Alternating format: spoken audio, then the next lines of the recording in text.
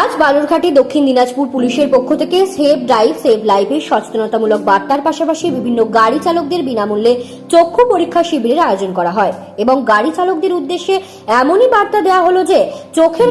কারণে যেন তাদের কোনো সমস্যায় না পড়তে হয়। এই অনুষ্ঠানে উপস্থিত ছিলেন জেলার এসিপি এছাড়াও অন্যান্য পুলিশ আধিকারিকরা।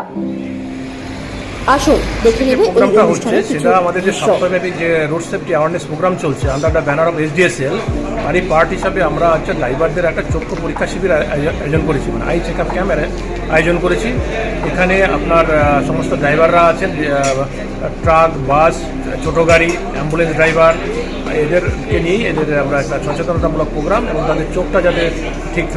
আছে কিনা সেটা চেক করার একটা ব্যাপার আছে এবং তাদেরকেও একটা বার্তা দেওয়া যে তারা চোখ যাতে ঠিক রাখতে পারে, রেগুলার যাতে চেক আপ করাতে পারে, যাতে এইভাবে তাদের ভুলের জন্য যাতে কোনো দুর্ঘটনা না ঘটে চোখের কারণে, সেই